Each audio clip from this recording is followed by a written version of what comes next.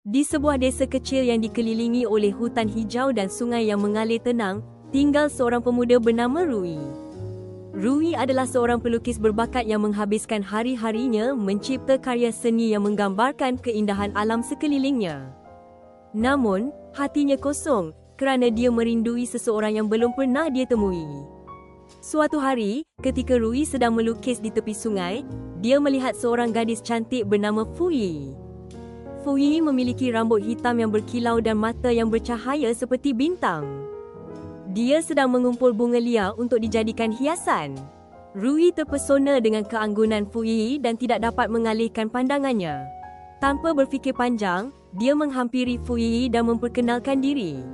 Fui tersenyum manis dan berkata, "Saya selalu melihat lukisan-lukisan indah di tepi sungai ini. Adakah itu karya kamu?" Rui, terkejut dan gembira, mengangguk. Mereka mula berbual dan bertukar cerita tentang impian dan harapan masing-masing. Dari saat itu, mereka menjadi teman baik, sering bertemu di tepi sungai, berkongsi cerita dan mengagumi keindahan alam. Seiring berjalannya waktu, perasaan Rui terhadap Fui semakin mendalam. Dia mengagumi bukan sahaja kecantikan Fui, tetapi juga semangat dan kebaikan hatinya. Fui, di sisi lain, merasakan kehangatan dalam diri Rui yang membuatnya berasa selamat dan bahagia. Namun, Rui bimbang untuk mengungkapkan perasaannya. Takut kehilangan persahabatan yang telah terjalin.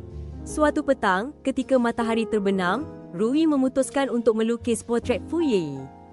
Dia ingin menyimpan kenangan indah itu selamanya. Fui duduk di hadapan Rui. Dan saat itu, suasana menjadi magis.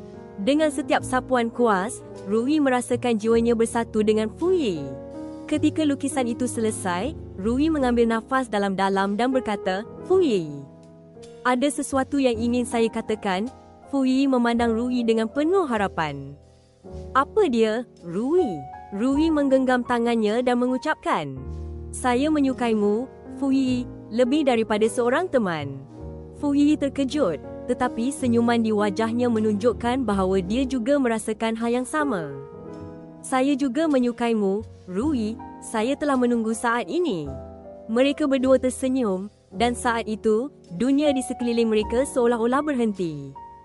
Dalam keindahan senja yang mempesonakan, mereka saling berpegangan tangan, merasakan cinta yang baru lahir di antara mereka.